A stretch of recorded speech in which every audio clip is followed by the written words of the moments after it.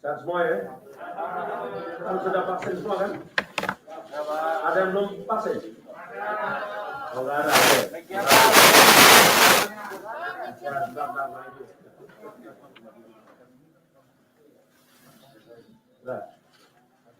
Baik. Bismillahirrahmanirrahim. Assalamualaikum warahmatullahi wabarakatuh. Selamat pagi rekan-rekan semuanya. Mohon maaf telah menunggu. Pagi hari ini kami akan menyampaikan perkembangan terkait dengan kegiatan tangkap tangan yang telah dilakukan KPK dari kemarin, tadi pagi dan sampai pagi kembali gitu ya. Hadir pagi hari ini Ketua KPK Pak Firly dan juga Deputi Penindakan Pak Karyoto.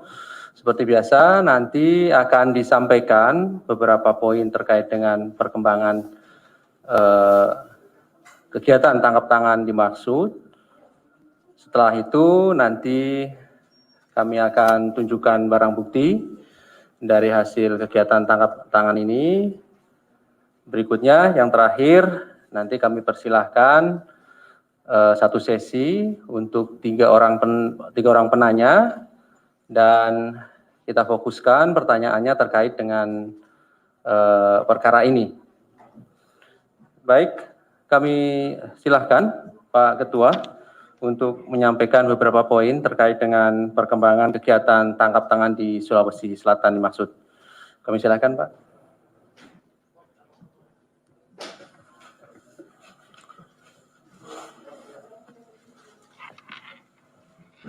Bismillah. Assalamualaikum warahmatullahi wabarakatuh. Selamat pagi, salam sejahtera untuk kita sekalian. Om Swastiastu, Salam, Namo Buddhaya, salam kebajikan.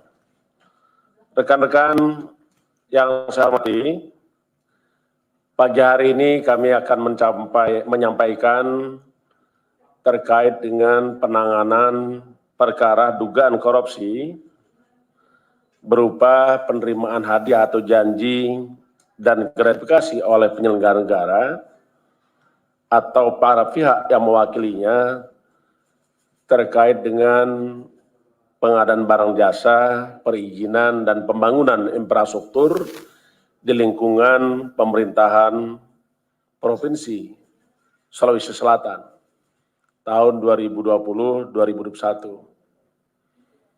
Saya mohon maaf dengan rekan-rekan karena sudah menunggu, tetapi kami ingin memastikan bahwa seluruh proses sebagaimana ketentuan undang kita jalankan dan sebagaimana janji KPK menyampaikan setelah kita melakukan pemeriksaan seluruh saksi, pengumpulan barang bukti, dan juga pemeriksaan para pihak yang diduga sebagai tersangka. Untuk itu akan saya sampaikan secara lengkap sebagai berikut. Yang pertama, kami betul-betul prihatin dengan kejadian tindak pidana korupsi ini. Karena korupsi ini merupakan kejahatan yang menjadi perhatian kita semua, karena tidak hanya perbuatan melanggar hukum, tetapi korupsi ini juga merugikan keuangan negara, perekonomian negara, dan merampas hak-hak rakyat, termasuk hak kita semua. Apalagi di masa sekarang, kita prihatin karena kita sama-sama masih menghadapi pandemi COVID-19. Adapun kejadian yang kita tangani adalah tim KPK telah mengamankan 6 orang pada hari Jumat tanggal 26 Februari 2021 kurang lebih jam 23.00 sampai dengan dini hari di 3 tempat yang berbeda di daerah Sulawesi Selatan. Yang pertama adalah rumah dinas Saudara IR di kawasan Harta Sening, Jalan Poros Bulukumba, dan rumah jabatan dinas Gubernur Sumatera Sulawesi Selatan sebagai berikut. Yang pertama adalah AS, profesi adalah sebagai kontraktor. Yang kedua NY sebagai supir daripada saudara AS, seorang kontraktor. Ketiga SB adalah ajudan dari saudara NA. ER jabatan adalah sekretaris dinas PUPR Provinsi Sulawesi Selatan. F pekerjaan adalah sopir dari keluarga saudara IR. NA adalah Gubernur Sulawesi Selatan. Adapun kronologis tangkap tangan pada hari Jumat tanggal 26 Februari 2021, tim KPK menerima informasi dari masyarakat bahwa akan adanya dugaan terjadinya penerimaan sejumlah uang oleh penyelenggara negara yang diberikan oleh AS kepada NA melalui perantara saudara IR yang merupakan representatif dan sekaligus juga sebagai orang kepercayaan dari saudara NA. Pada pukul 24 waktu Indonesia Barat, AS bersama IF menuju ke salah satu rumah makan di Makassar, dan setiba di rumah makan tersebut telah ada saudara IR yang menunggu. Dengan beriringan mobil, IF mengemudikan mobil milik IR, sedangkan saudara AS dan IR bersama-sama dalam satu mobil milik AS menuju ke Jalan Hasanuddin Makassar. Dalam perjalanan tersebut, AS menyerahkan proposal terkait dengan beberapa proyek pekerjaan infrastruktur di Kabupaten Sinjai, Sulawesi Selatan, tahun anggaran 2021 kepada IR. Sekitar pukul 21.00 waktu Indonesia Barat, IF kemudian mengambil koper yang diduga berisi uang dari dalam mobil milik AS yang selanjutnya dipindahkan ke bagasi mobil milik IR di Jalan Hasanuddin. Pada kira pukul 23.00 waktu Indonesia Tengah, AS diamankan saat dalam perjalanan menuju Bulukumba, sedangkan sekitar pukul 00 waktu Indonesia Tengah, IR berserta uang dalam koper sejumlah sekitar 2 miliar rupiah turut disita dari rumah dinasnya. Pada sekitar 02.00 waktu Indonesia Tengah, saudara NA juga ikut diamankan oleh KPK dari rumah jabatan dinas Gubernur Sulawesi Selatan. Adapun konstruksi perkara setelah mengalami pemeriksaan dan pengumpulan barang bukti, maka kami sampaikan sebagai berikut. AS Direktur PT APB telah lama kenal baik dengan saudara NA yang berkeinginan mendapatkan beberapa proyek pekerjaan infrastruktur di Sulawesi Selatan tahun 2021. AS sebelumnya telah mengerjakan beberapa proyek di Sulawesi Selatan, di antaranya peningkatan jalan ruas Palampang Monte, Bonto Lempangan di Kabupaten Sinjai, Bulukumba, dana anggaran khusus DAK tahun 2019 sebesar 28,9 miliar. Berikutnya pembangunan jalan ruas Palampang Monte, Bonto Lempangan tahun 2020 dengan nilai proyek 15,7 miliar.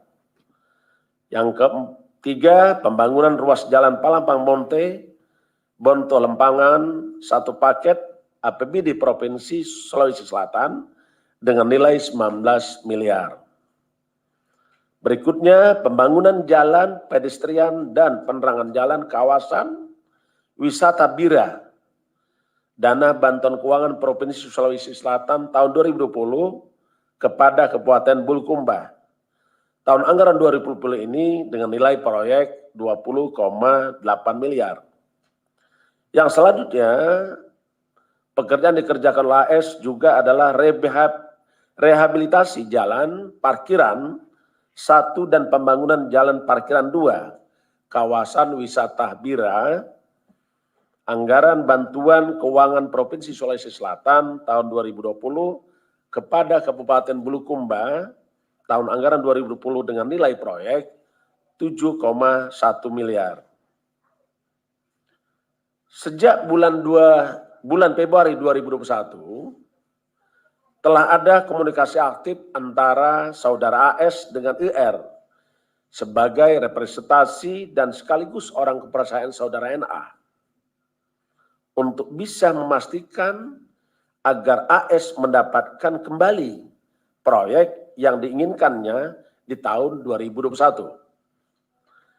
Dalam beberapa komunikasi, diduga ada tawar-menawar fee untuk penentuan masing-masing dalil nilai proyek yang nantinya akan dikerjakan oleh AS. Pada sekitar awal Februari 2021, ketika NA sedang berada di Bulukumba bertemu dengan saudara IR dan juga AS yang telah mendapatkan proyek pekerjaan wisata Bira. NA menyampaikan pada IR bahwa kelanjutan proyek wisata Bira akan kembali dikerjakan oleh AS, yang kemudian NA memberikan persetujuan dan memerintahkan IR untuk segera mempercepat pembuatan dokumen detail engineering design yang akan dilelang pada APBD tahun 2022. Di samping itu, pada akhir Februari 2021, ketika ER bertemu dengan NA, disampaikan bahwa fee proyek yang dikerjakan oleh AS di Bulukumba sudah diberikan kepada pihak lain. Saat itu NA mengatakan yang penting operasional kegiatan NA tetap bisa dibantu oleh AS. AS selanjutnya pada tanggal 26 Februari 2001 diduga menyerahkan uang sebesar 2 miliar rupiah kepada NA melalui saudara IR. Selain itu, NA juga diduga menerima uang dari kontraktor lain, di antaranya sebagai berikut. Pertama, pada akhir 2020, NA menerima uang sebesar 200 juta rupiah. Kemudian pertengahan Februari 2001, NA melalui SB menerima uang 1 miliar.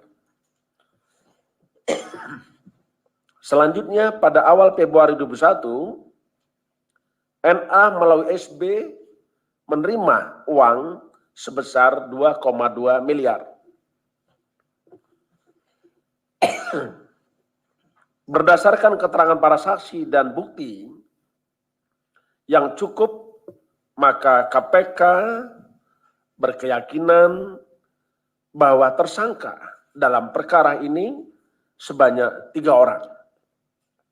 Pertama, sebagai penerima, yaitu saudara NA dan saudara IR. Sedangkan sebagai pemberi adalah saudara AS. Adapun para tersangka tersebut disangkakan saudara NA dan IR disangkakan melanggar pasal 12 huruf A dan pasal 12 huruf B atau pasal 11 dan pasal 12B besar Undang-Undang Nomor 31 1999 tentang pemberantasan tindak pidana korupsi sebagaimana telah diubah dengan Undang-Undang Nomor 20 tahun 2001 tentang perubahan atas Undang-Undang 31 tahun 1999 tentang pemberantasan tindak pidana korupsi. Yonto pasal 55 ayat 1 ke 1 KUHP. Sedangkan sebagai pemberi, saudara AS disangkakan melanggar pasal 5 ayat 1 huruf A atau pasal 5 ayat 1 huruf B atau pasal 13 Undang-Undang 31 tahun 99 tentang tindak pidana pemberantasan tindak korupsi sebagaimana telah diubah dengan Undang-Undang Nomor 20 tahun 2001 tentang perubahan atas Undang-Undang 31 tahun 99 tentang pemberantasan tindak pidana korupsi. Yonto pasal 5 ayat 1 KUHP. Para tersangka NA, R, dan AS dilakukan penahanan selama 20 hari. Pertama, terhitung sejak tanggal 27 Februari 2021 sampai 18 Maret 2021. Saudara NA akan ditahan di rutan cabang KPK, cabang Pomdam Jaya Guntur. IR ditahan di rutan cabang KPK pada Kapling C1. AS ditahan di rutan cabang KPK pada Gerung Merah Putih. Untuk memutus rantai penularan COVID-19, kita sangat-sangat memahami bahwa keselamatan jiwa adalah hukum tertinggi. Terkait dengan itu, maka setiap orang yang ditahan oleh KPK perlu dipastikan tidak tertular atau tidak menyebarkan pandemi COVID-19. Karenanya para tersangka akan mengalami dan menjalani dilakukan isolasi mandiri di rutan KPK Kapling C1.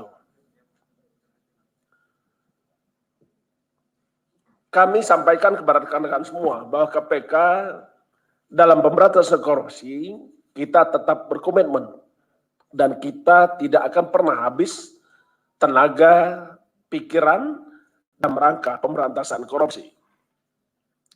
Kami juga sangat berharap kepada seluruh masyarakat apabila menemukan ada dugaan tindak pidana korupsi, beritahu KPK. Mata KPK memang terbatas, tidak lebih dari 1.652 pasang mata. Tetapi KPK punya mata rakyat. Itulah informasi yang kita tunggu dari rakyat. Dan KPK sampai hari ini tetap berharap partisipasi masyarakat dan KPK mengucapkan terima kasih kepada rekan-rekan media seluruh rakyat Indonesia dimanapun berada yang telah membantu pemberantasan tindak pidana korupsi. Saya kira itu yang ingin kami sampaikan dan kami tetap berharap dukungan dari seluruh rakyat Indonesia untuk mewujudkan NKRI bebas dari korupsi. Terima kasih. Baik, terima kasih kepada Pak Ketua yang telah menyampaikan beberapa poin terkait dengan perkembangan penanganan kegiatan tangkap tangan di Sulawesi Selatan. Sebelum nanti pertanyaan ya Mas Mario, kami akan tunjukkan barang bukti lebih dahulu dari kegiatan ini.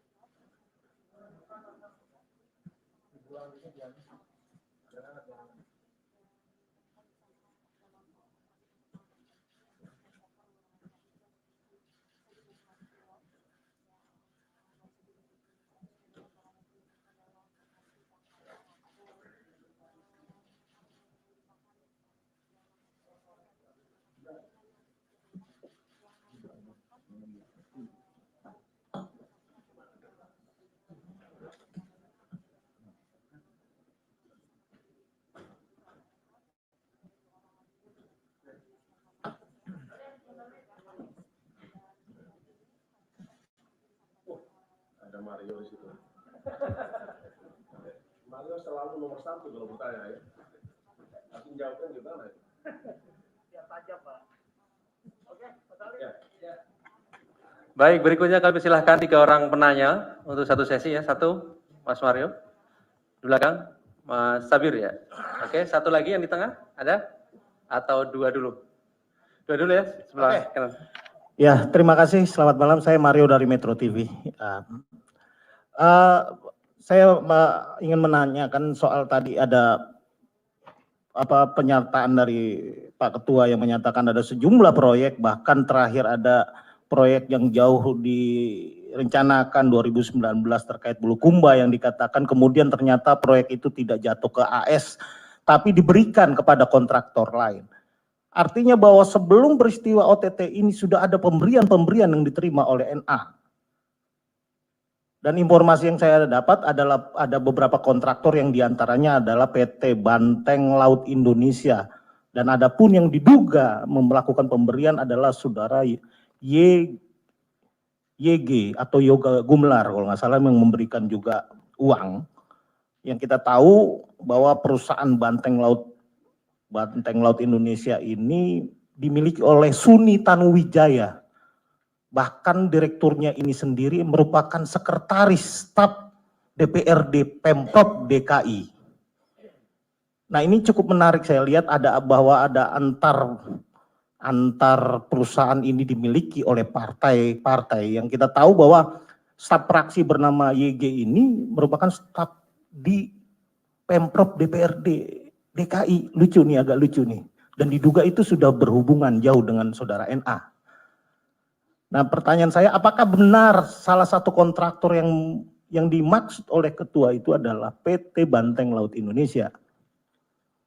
Nah, kemudian apakah KPK juga akan melakukan pengembangan pertama ke proyek lain, bahwa tidak hanya pembangunan proyek infrastruktur, karena menurut saya ada banyak proyek yang juga dalam kurun waktu 2019, 2020, dan 2021. Seperti misalkan proyek cukup besar itu kan Makassar Newport, itu 2,8 triliun. Apakah sini juga ada pengembangan misalkan dianggap indikasinya cukup clear atau memang ada kaitan-kaitan dengan para kontraktor ini? Kalau dilihat dari kronologis yang Pak Ketua katakan, bahwa peran saudara ER kalau nggak salah yang kepala di sini cukup aktif bersentuhan, melakukan sentuhan bersama para kontraktor. Ya, pertanyaan saya 2 dulu Pak Ketua, mungkin kawan yang lain bisa. Baik, terima kasih Mas Mario. Di belakang tadi, Sabir. Silakan Mas. Assalamualaikum warahmatullahi wabarakatuh. Terima kasih Pak Firly, Pak Deputi, Pak Karyato, Pak Ali. Saya langsung saja. Kenapa Pak Gubernur tidak ditangkap di Lego-Lego? Kenapa harus memilih di Rujak? Dan apakah benar tim KPK dihadang pada saat masuk di Lego-Lego? Itu pertanyaan yang satu saling berkaitan. Yang kedua, kenapa Agung Sucipto alias Pak Anggo ini harus ditangkap di perjalanan saat ke Bulukumba? Kenapa tidak ditangkap di rumah makan nelayan pada saat bersama dengan tersangka Edi Rahmat? Kenapa harus ditangkap di perjalanan? Itu pertanyaan kedua. Yang ketiga, apakah benar ada kontraktor lain inisialnya HS aliasnya A juga terkait dengan pemberian uang yang sebelumnya terjadi kepada Pak NA, Pak Gubernur Pak Nurdin Abdullah. Yang keempat, apakah benar proyek lainnya ada yang terkait dengan proyek Puncak kalau saya tidak salah, yang kontraktornya adalah P. Kalau P, inisialnya P, saya tidak ingin menyebutkan nama lengkapnya. Dan itu sudah diketahui oleh Pak Gubernur dan Pak Edi. Apakah benar pada tanggal 15 sempat ada komunikasi dan pertemuan untuk pembahasan itu, yang di mana Pak Gubernur memerintahkan agar kepala dinasnya, Pak Profesor juga, untuk mencairkan penganggarannya. Jadi ada 4 pertanyaan. Berikutnya Pak Firly, Pak Deputi, apakah benar penyelidikan sudah dimulai sejak beberapa bulan lalu? Kalau benar, sejak kapan? Karena ada info dari sana bahwa surat yang disampaikan ketika penangkapan kepada Pak NA itu tertulis 1 Oktober 2020. Apakah benar itu? Itu kelima. Yang keenam, mohon maaf Pak Firly, Pak Gubernur ini kan seringkali diundang dalam program pencegahan korupsi KPK. Mendapat penghargaan dari KPK, nilai MCP-nya sangat tinggi. Tahun 2019 kalau saya tidak salah ada penyelamatan 6,9 triliun begitu. Artinya kan sebenarnya KPK sudah mengingatkan sejak lama, pendampingan sudah lama. Nah, kenapa masih terjadi seperti ini? Terakhir dari saya, sebenarnya di mana posisi keaktifan dari Pak Gubernur ini, Pak? Karena kan pasal yang disangkakan kan pertama pasal 12 ayat 1 huruf A, itu kan pasal aktif. Dan kenapa harus diterapkan pasal 12B, gratifikasi Pak? Sedangkan kalau disebutkan tadi itu, ini kan pemburuan suap, kok tiba-tiba ada gratifikasi gitu Pak? Mohon penjelasannya. Terima kasih. Oke, terima kasih Mas Safir. Saya beri kesempatan 1 orang penanya lagi, karena tadi saya beri kesempatan 3 orang. Ada yang mau bertanya? Silakan. Oke ya, cukup ya. Baik, terima kasih Mas Mario dan Mas Safir. Kami silakan Pak.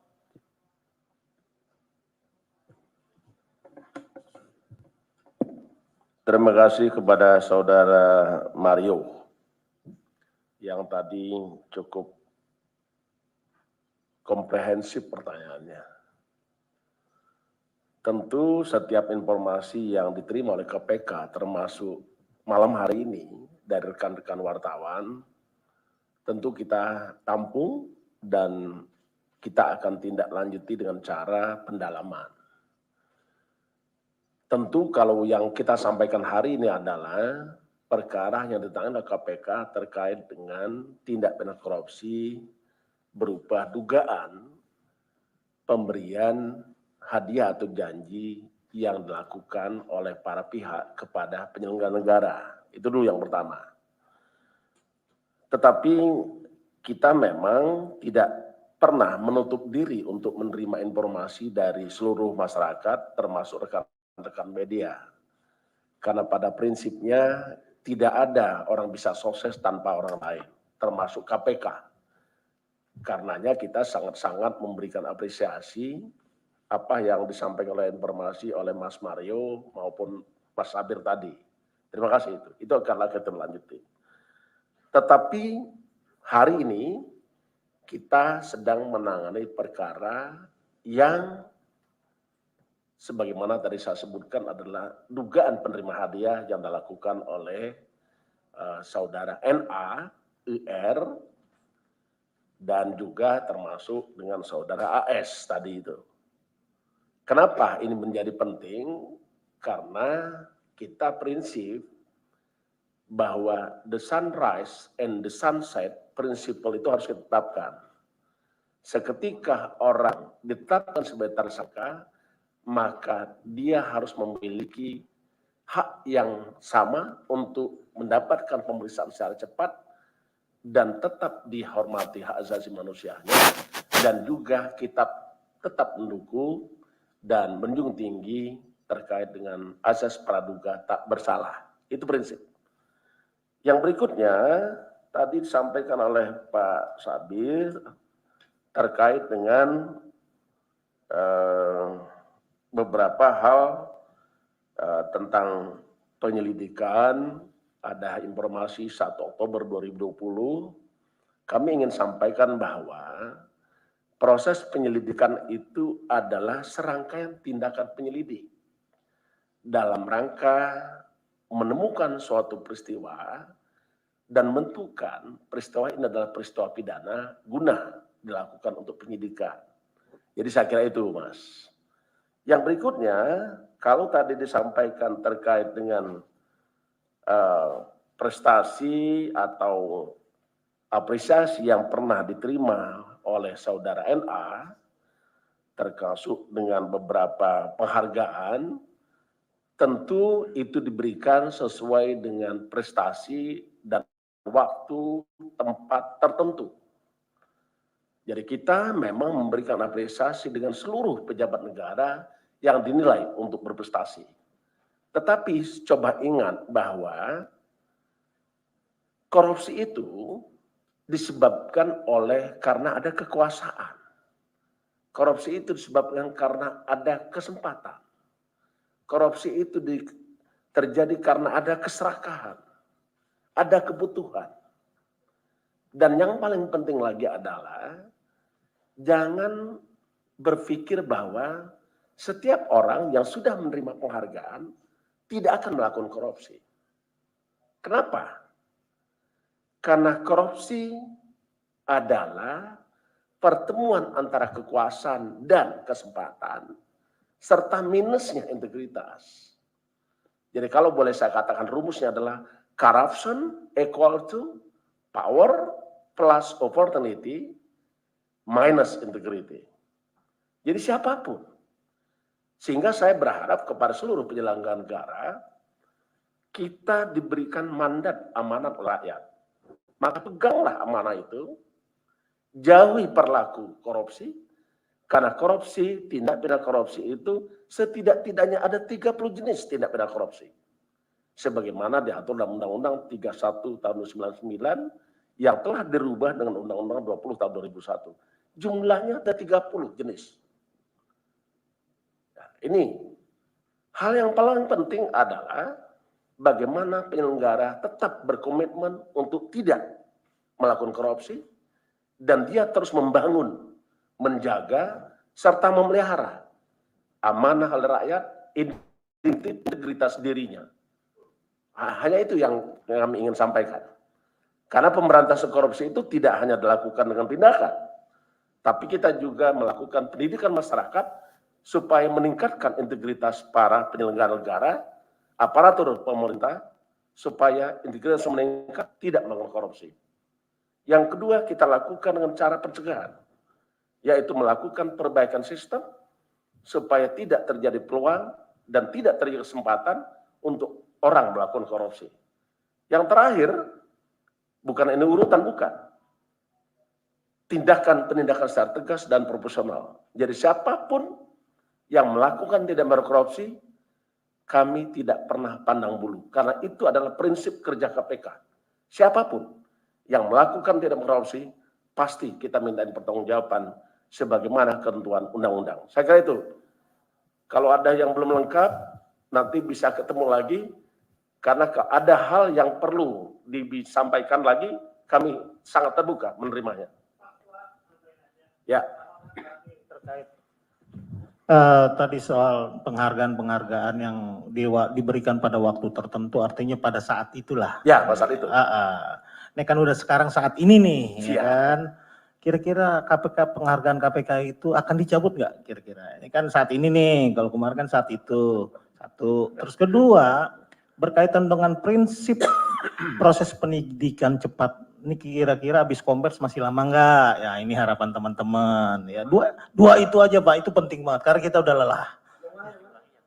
Yang kedua, terkait prinsip proses penyidikan yang efektif dan cepat. Kira-kira masih lama nggak nih, habis ini dikeluarin nggak nih? Kita udah capek nih, udah lelah dari pagi, itu aja.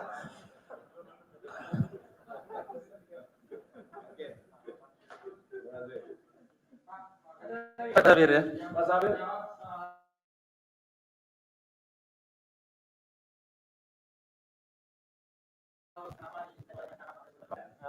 Ada P, nama inisialnya proyek puncak, ada HA juga yang juga sebelum penangkapan itu terjadi komunikasi dengan Pak Edi gitu ya Pak.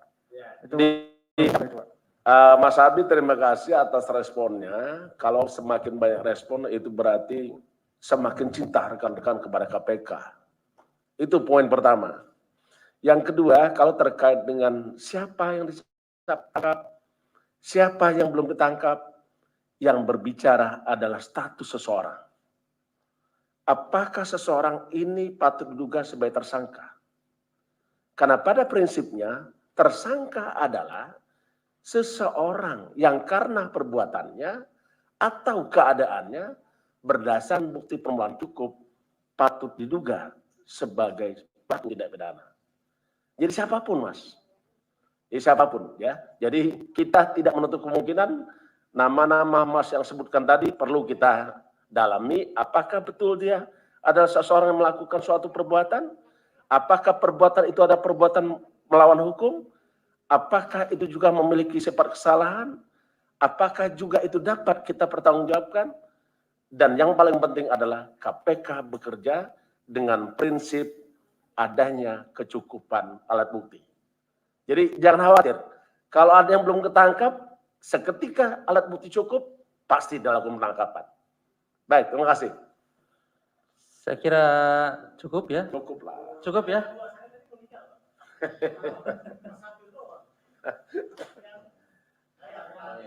Ya. Oke. Oke. Saya kira cukup. Cukup ya. Ya, terima kasih. Baik. Terima kasih. Terima kasih atas dukungan kawan-kawan. Sampai menunggu sehingga dini hari. Ya, terima kasih. Baik. Terima kasih Pak Ketua dan Pak Deputi Bendahara dan rekan-rekan semuanya yang hadir pada pagi hari ini. Assalamualaikum warahmatullahi wabarakatuh.